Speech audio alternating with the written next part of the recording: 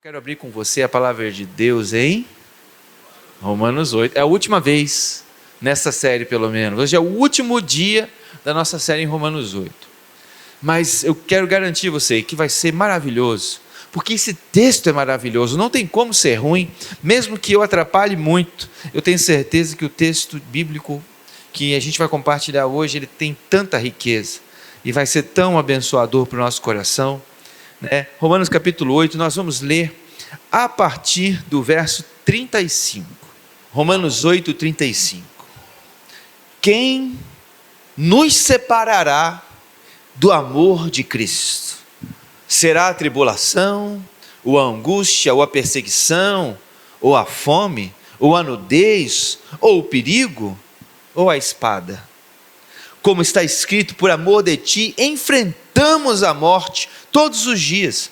Somos considerados ovelhas destinadas ao matadouro, mas em todas essas coisas somos mais do que vencedores por meio daquele que nos amou, pois estou convencido que nem a morte nem a vida, nem os anjos nem demônios, nem o presente nem o futuro, nem quaisquer poderes, nem a altura, nem a profundidade, nem qualquer outra coisa na criação será capaz de nos separar do amor de Deus que está em Cristo Jesus, o nosso Senhor.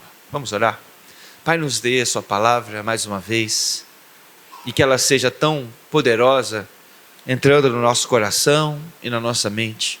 É o que pedimos em nome de Jesus. Amém. O apóstolo Paulo começa o texto com uma pergunta: quem? Quem nos separará do amor de Deus que está em Cristo Jesus? Ele não pergunta se algo pode nos separar do amor de Deus. Você concorda comigo? Ele já vai para quem? Quase que debochando, dizendo ninguém. Ele já faz uma afirmação retórica implícita: ninguém poderá nos separar do amor de Deus que está em Cristo Jesus. Gente, isso é uma afirmação categórica muito importante. É a expressão que o amor de Deus é tão forte, tão poderoso, tão obstinado por nós, que nada é capaz de nos separar.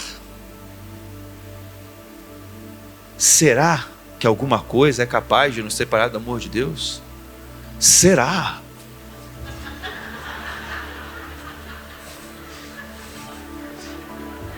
Desculpa, eu não podia. O papo que rola na internet é que alguma coisa pode nos separar do amor de Deus. Eu apoio quem pode ter essa dúvida, mas nada pode nos separar do amor de Deus.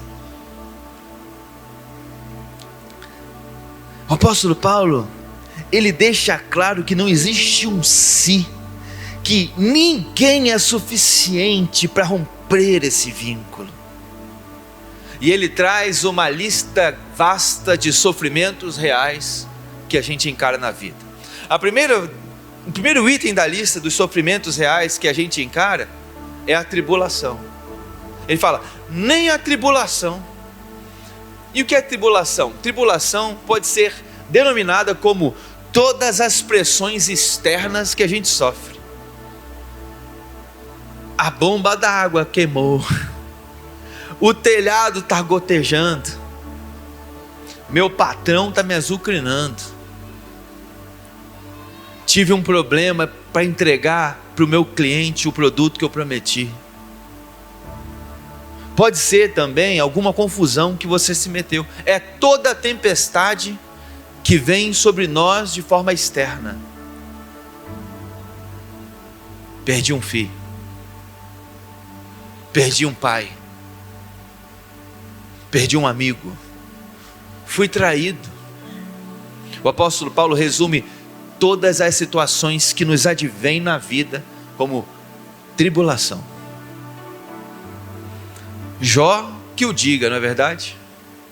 Foi tudo de uma vez, consecutivamente. Filhos, fazenda, gado, casa. No final ele não tinha aonde botar um teto sobre a cabeça. E mais no final ainda, doente, chagado, tribulação. Paulo está dizendo, nenhuma tribulação da vida tem o poder de te separar do amor de Deus. Porque eu sei que às vezes a gente interpreta os problemas da vida como algo que está doendo tanto que nos separa de Deus. Faz com que a gente às vezes perca a consciência do cuidado e da provisão, a consciência do amor dele por nós, a certeza de que ele é tão fiel no seu cuidado sobre as nossas vidas. Mas Paulo está dizendo, não deixe as tribulações te passarem a ideia de que você está distante do amor de Deus. É como quem diz assim, problemas não necessariamente são Deus deixando de te amar. Na verdade, não necessariamente, problemas nunca são Deus deixando de te amar. O segundo item da lista já não são mais as pressões externas, são as pressões internas. Nem a angústia. Angústia é tudo que faz pressão de dentro para fora. Ansiedade, depressão, preocupações da vida, sofrimento. É quando você não controla seus sentimentos, mas de repente eles começam a transbordar dentro de você e você simplesmente só se sente mal. Quando alguma coisa que começou com uma pressão externa era uma pressão tão grande que quebra você por dentro. Você não estava preparado para ser demitido agora. Você não estava preparado para sofrer esse golpe nas costas, uma traição. Não estava preparado para ser jogado avassaladoramente no luto. Paulo chama isso de angústias. Angústias é o resumo de tudo de ruim que a gente sente quando está mal. Ontem eu estava conversando com uma pessoa que falou assim, pastor, o meu irmão é crente, mas como ele é acometido pela ansiedade. Ele entra em pânico. A ansiedade dele é muito pesada. E ele é crente, mas de vez em quando está na crise da ansiedade. E eu não julguei nem um segundo, e não julgo nem agora. E não julgarei. Mas a minha resposta foi mais ou menos assim. Posso te falar uma coisa? Toda ansiedade tem um medo por trás. Normalmente é o medo do futuro, não é verdade? Mesmo que seja um futuro de curto prazo. E eu aprendi nas escrituras, lá em 1 João capítulo 3, verso 16, que o amor, o ágape de Deus, lança fora todo medo. E quem tem medo é porque ainda não está aperfeiçoado no amor, no ágape de Deus. Pastor, você está falando isso para me julgar? Não, não é julgamento, porque a palavra é aperfeiçoado. Já pressupõe que ninguém nasce pronto, já pressupõe que os medos eles vão sendo vencidos gradativamente, de acordo com a intencionalidade, como reconhecemos que nada pode nos separar do amor de Deus, que está em Cristo Jesus. O apóstolo Paulo, ele está descrevendo o segredo para a gente vencer qualquer angústia da nossa vida. Uma vez eu vi um pregador falando, isso mudou a minha vida para sempre. Ele falou, quando você entender o que o Pai pensa sobre você, você nunca mais vai ser abalado pelo que as pessoas pensam. Aquilo entrou como uma flecha no meu coração, porque eu estava explodindo de ansiedade com algumas preocupações da vida, e com uma pessoa que eu ia ter que encarar no dia seguinte, ia ser duro demais, ser cobrado por ela. e eu ia me sentir derrotado mais uma vez por não ter alcançado os objetivos que eu me propus. Então eu recebi essa flecha do Espírito Santo através desse pregador dizendo: quando você entender o que Deus sente e pensa por você, tudo que os outros sentem e pensam já não irá mais importar. E eu decidi naquele dia que me importaria o que Deus pensa, e mesmo que talvez humanamente, aos meus olhos e aos olhos dos outros, aquele fosse um momento de fracasso, eu sabia que Deus continuava ao meu lado e me amando apesar dos meus fracassos. Paulo está dizendo que nem os fracassos, nem as angústias, os piores sentimentos que você já experimentou internamente são capazes de te separar do amor de Deus. Eu vou pedir à recepção agora, com muito carinho, ajudar a guiar as pessoas a sentar em lugares livres. Temos bastante, para a gente não deixar que as pessoas fiquem em pé, tá bom? Desculpa, gente. Então, angústia é a pressão, é o aperto interno. E aí ele migra para uma terceira coisa, que é a perseguição. Gente, quem aqui já sofreu perseguição? Não precisa levantar a mão, que eu vou falar que você é... Como é que é o nome daquilo? Esquizofrênico. Tô brincando, não. Mas um dos sintomas da esquizofrenia, né, é esse sentimento que está todo mundo contra você. Mas não é o teu caso. Qual a terceira coisa? É a perseguição. Você já teve alguém que se colocou em oposição a você? Gente, às vezes a gente merece algumas perseguições que a gente sofre. Eu não vou te enganar. Eu mesmo, essa semana, fui perseguido por uma pessoa e eu mereci. Eu fui meio criminal na minha atitude. Fui meio bandido. Eu estava indo lá na Barra da Tijuca deixar minha esposa na faculdade e ela já estava muito atrasada. Mas não é porque ela estava atrasada que ela mandou eu correr. Ela não mandou, mas eu, como super-herói da minha casa, decidi dar uma acelerada. Só que era 7h pouca da manhã aqui na Noronha, que ainda está tranquilo para quem está indo em direção Fonseca. Mas quando você chega ali na 22, sobe o morro ali, fica engarrafadinho. Você já pegou ali a 22 indo para Fonseca 7h30 da manhã? E aí eu tive a grande ideia de subir mais outro morrinho que vira numa rua direita ali para pegar um atalho, porque eu sempre faço isso, que me dá uns 3 minutinhos de vantagem. E tá tudo bem, até aí tudo honesto, não é verdade? Você só pegou uma outra via para se adiantar. Mas quando eu vi, até a via rápida estava cheia de carro na frente. E aí, irmão, o bandido dentro de mim, o corrupto dentro de mim, olhou a faixa da esquerda vazia da contramão, e com todos aqueles carros de pessoas trouxas parados uma atrás da outra em fila, o espertão aqui jogou na esquerda e falou: tô atrasado. E fui. Aí a minha esposa falou assim: você está fazendo loucura. Falei: não, mas vai dar certo.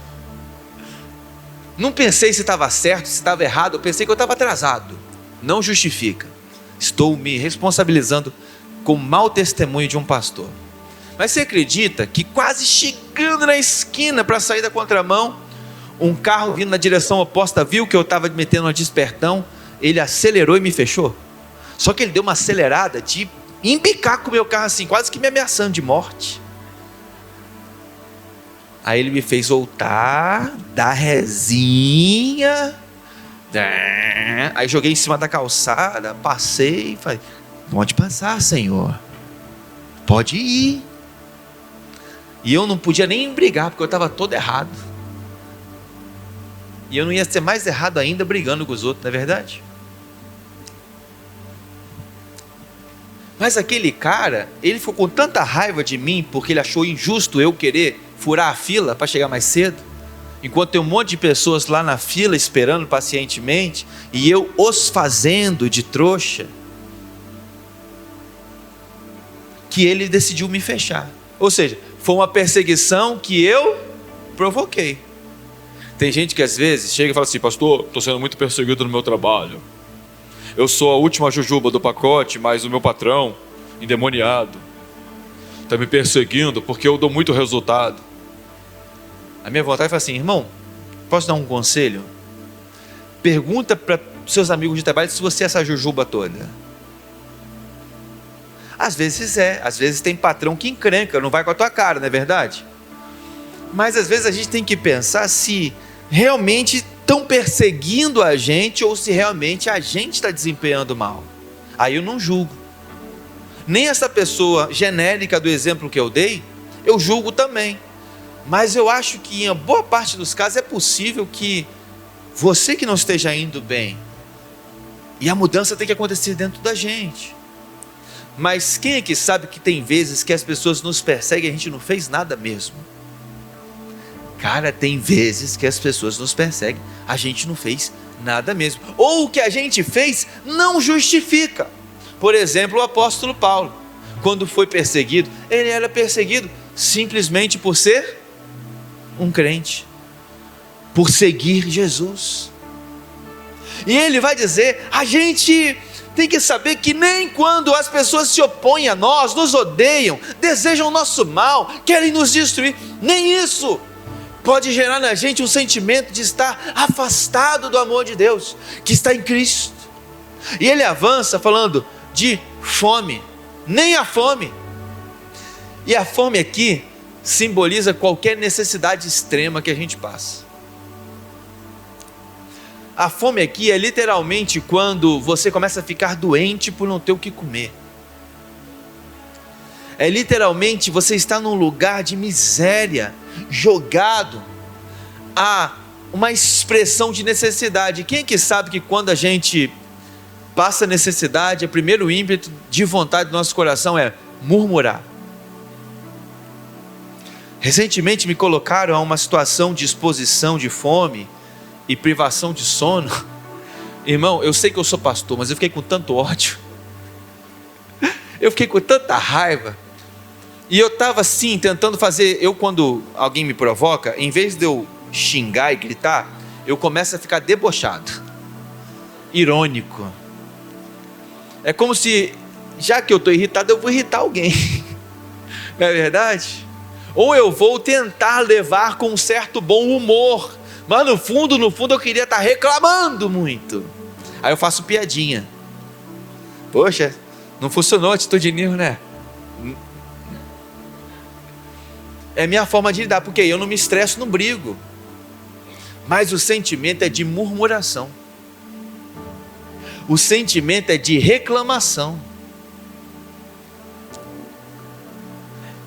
Porque a necessidade extrema, ela nos leva a esse lugar de querer reclamar, praguejar.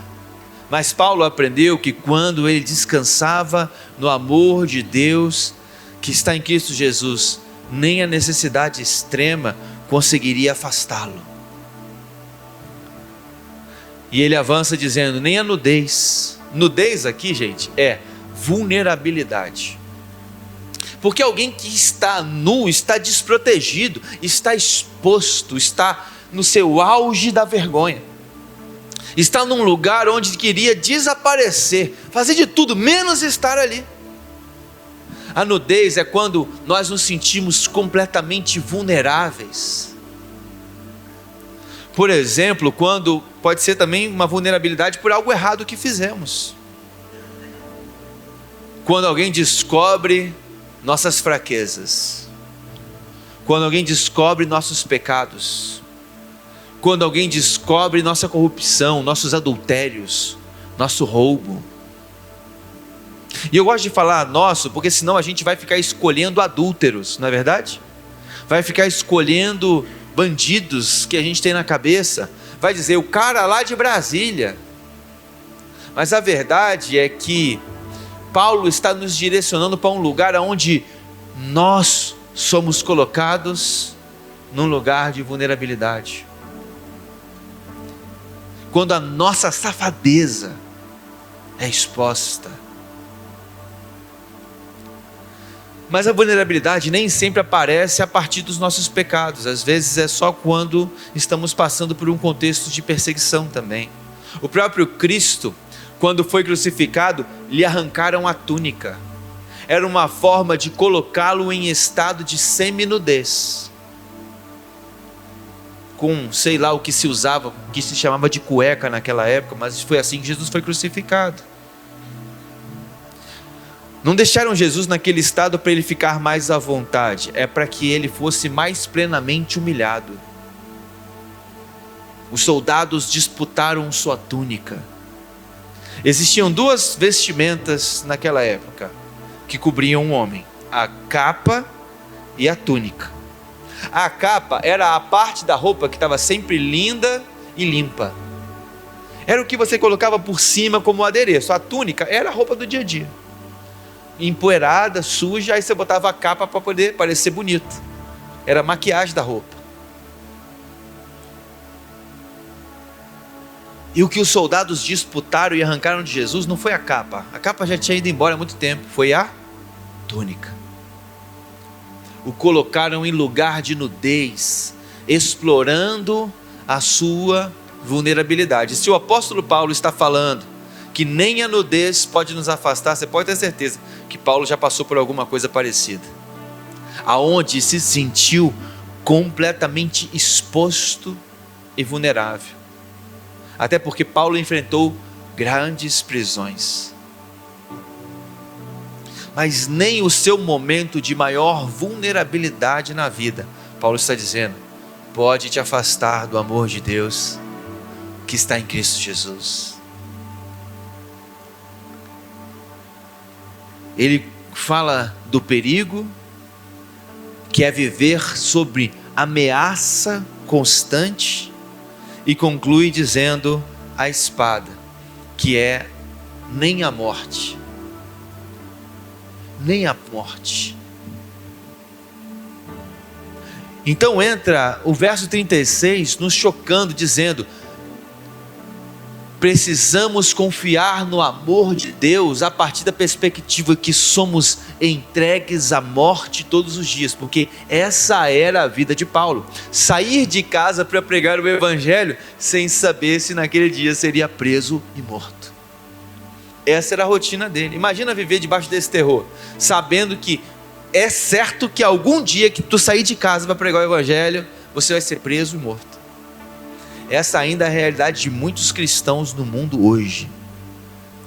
Não é coisa do passado. Aliás, se você estudar um pouquinho, você vai descobrir que em nenhum outro tempo da história houve tantas pessoas trabalhando como escravos e tantas pessoas mortas por serem cristãos. Esse é o tempo na história onde o maior número disso tem acontecido. É porque não está acontecendo em Caraí, nem em Niterói, creio eu, e talvez no estado do Rio, pouquíssimos e raros casos que quando aparecem são televisionados. Mas a gente vive num mundo inteiro ainda onde isso é uma grande realidade, e nunca na história aconteceu tanto quanto acontece hoje. Somos entregues à morte todos os dias. O que ele está dizendo é que a gente pode estar sofrendo intensamente, em qualquer nível que seja, mas mesmo assim ainda estar no centro do amor de Deus. Quem nos separará do amor de Deus?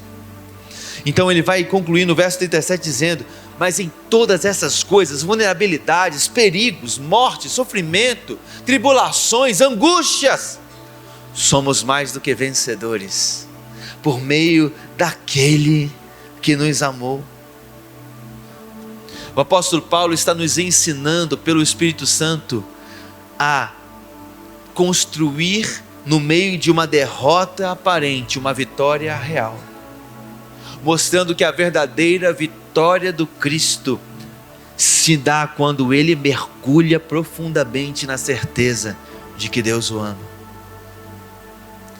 A nossa vitória não está nas questões circunstanciais, não está em que vencemos mais uma batalha diante das circunstâncias. mas de que nenhuma circunstância é capaz de nos fazer esquecer aquilo que mais importa. Eu estou debaixo do amor e da graça de Deus. Então, a perseguição não nos destrói, pelo contrário, fortalece a nossa fé. A dor não nos afasta de Deus, pelo contrário, nos faz aprofundar na comunhão. Aquilo que deveria nos destruir e nos afastar de Deus, quando compreendemos essa verdade, nos atira mais potentemente diante de Deus. São Daniel, Sadraque, Mesaque e Abidnego. É Sadraque, Mesaque e Abidnego na fornalha. Aquilo que deveria colapsar a sua fé, se tornou a vitória mais extraordinária da história. Se tornou homens da fornalha e não sendo queimados, mesmo que os guardas que de longe os atiraram, morreram apenas pelo calor à distância.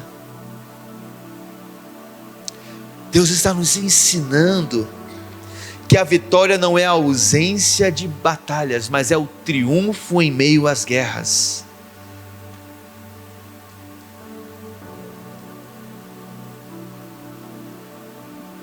Mas ele fala que a vitória vem por meio daquele que nos amou. A vitória não vem de nós, mas vem do amor ativo de Cristo sendo manifestado na nossa vida. O texto de Romanos é todo sobre como é a graça de Deus que nos sustenta. Então ele entra no verso 38, dizendo: estou bem certo.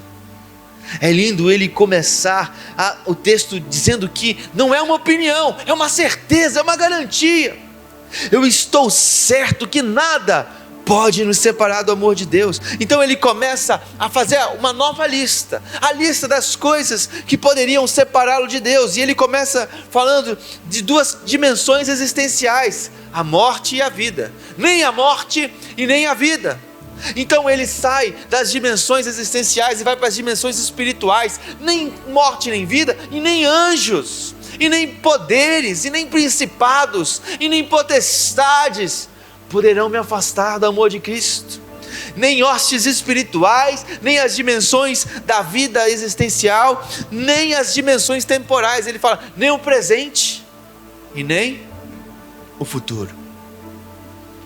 A segurança de Paulo é que nem o que está acontecendo agora pode arrancá-lo do amor de Deus, e ele garante nem o que vem depois. Esse texto é sobre a afirmação plena de como Deus verdadeiramente te ama. E a minha pergunta é: por que você ainda questiona? Paulo está tornando a revelação do amor de Deus inquestionável, mas ele não para no tempo. Ele fala também das dimensões espaciais. Ele fala nem a altura e nem a profundidade, dizendo: não há distância física que possa te levar para qualquer lugar que seja, que você deva se sentir separado de Deus. Ah, pastor, quando eu estive em tal lugar, tal país, tal cidade, eu senti muita opressão lá, eu senti tão distante de Deus. Deixa eu te falar, você tem razão para sentir próximo de Deus, mesmo que seja no inferno. Porque as dimensões espaciais não são capazes de afastar você verdadeiramente do amor de Deus. Salmo 139, Davi vai dizer: mesmo que eu suba, tome as asas da alva, se eu subir ao céu, ele diz, tu ali estás. Se eu fizer minha cama na sepultura, eis que tu ali estás também. Se eu tomar as asas da alvorada e for habitar nas extremidades do mar, ou seja, no mais distante do continente, ele fala, até ali a sua mão me guiará e a sua destra me susterá. Ele diz, se eu disser que as trevas me encobrirão e a noite escureça ao redor de mim, ele vai dizer, não tem problema, tu estás ali também, porque as trevas e a luz são iguais para ti. A noite brilha como se fosse o dia, ou seja, seus olhos continuam me enxergando plenamente. As dimensões espaciais não podem nos roubar da segurança do quanto Deus nos ama. Nada no universo físico ou espiritual pode nos levar a escapar da segurança do quanto Deus nos ama. E por fim, caso você esteja pensando, pastor, mas deve existir outras dimensões, o texto vai dizer, nem qualquer outra coisa criada.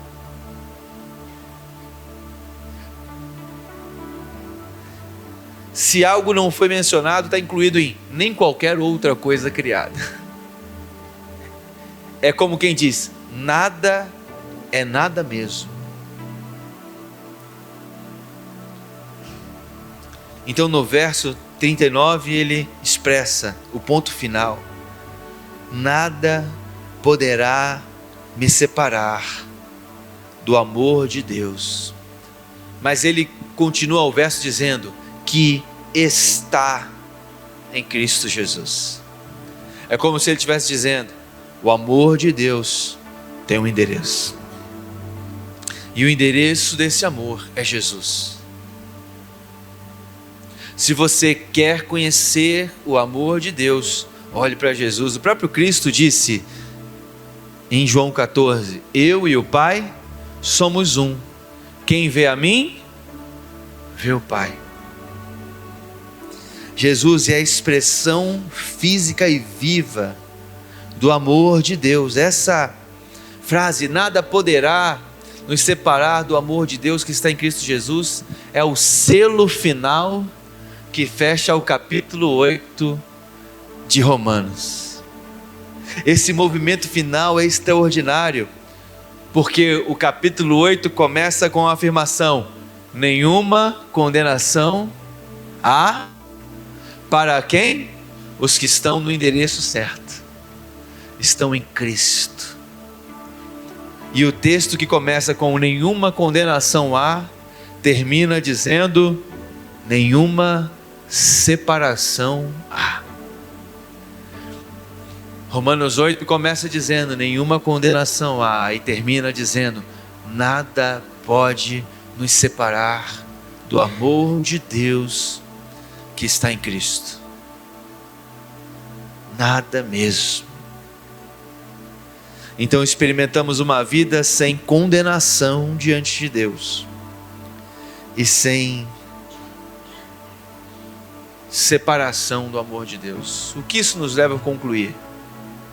Primeira coisa é que precisamos parar de medir o amor de Deus baseado nas nossas circunstâncias.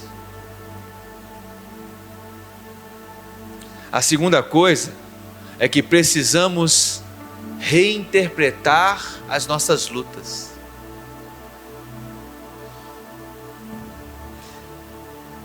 Nada do que você está vivendo cancela o amor de Deus, diminui o amor de Deus. E vamos para mais comum, nada do que você está vivendo interrompe o plano de Deus. Às vezes as pessoas se lamentam dizendo, eu acho que algo que eu vivi interrompeu o plano de Deus para mim. Pastor, eu me sinto atrasado. Eu sinto que eu perdi a minha oportunidade. O que o texto está dizendo é que Deus pode continuar fazendo algo extraordinário na sua vida, independente do quanto você mesmo tenha causado o seu distanciamento. E que precisamos parar de olhar para Deus como se tivéssemos perdido a nossa oportunidade de vida. A terceira coisa que precisamos concluir é que precisamos viver debaixo de uma grande segurança emocional e espiritual, porque essa verdade de que o amor de Deus está conosco de forma inegociável vai produzir em você coragem, vai produzir em você o que o diabo mais odeia que tenha, estabilidade. Porque quando o diabo nos afronta, ele quer promover instabilidade emocional. Porque ele sabe que pior do que fazer você pecar, é fazer você ficar mal por causa do pecado.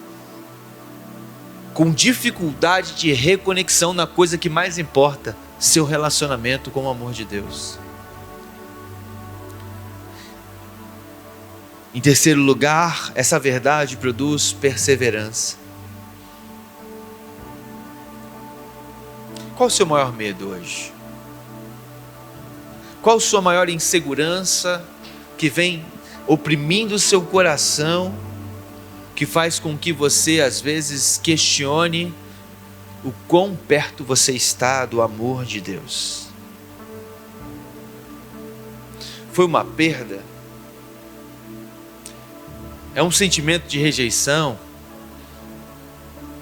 E talvez somado a um desses dois é o medo do futuro.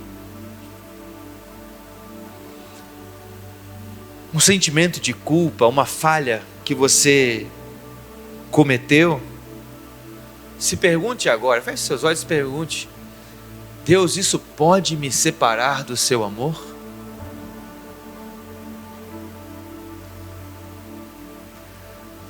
E antes que você pense que sim, responda com o texto que diz: nada poderá me separar do amor de Deus que está em Cristo Jesus. Eu quero terminar essa mensagem dizendo para você que quem ainda não está em Cristo, quem ainda não recebeu Jesus como Salvador, só tem duas razões para isso ter acontecido.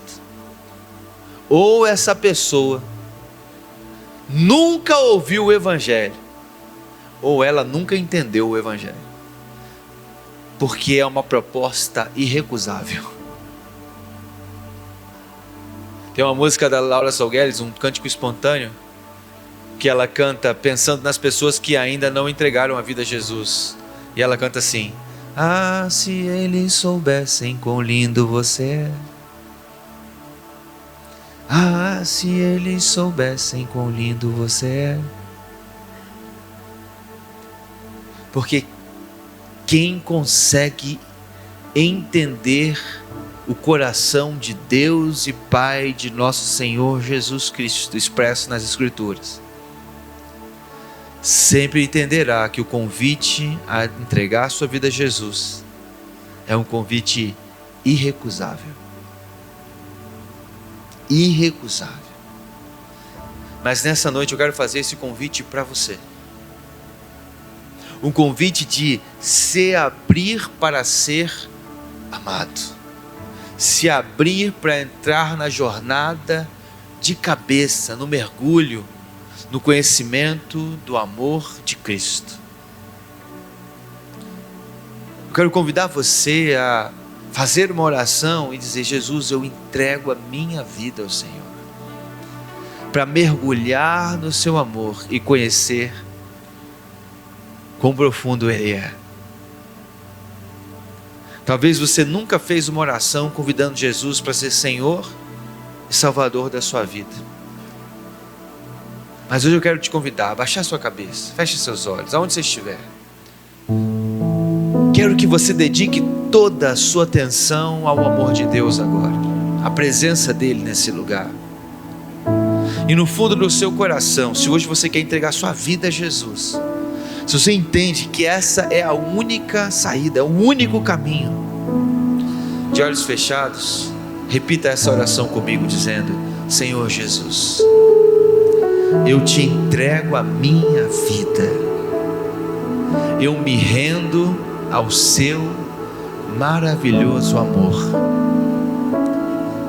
Peço que perdoe os meus pecados e me dê a vida eterna. Me cubra com o seu amor, em nome de Jesus. Amém.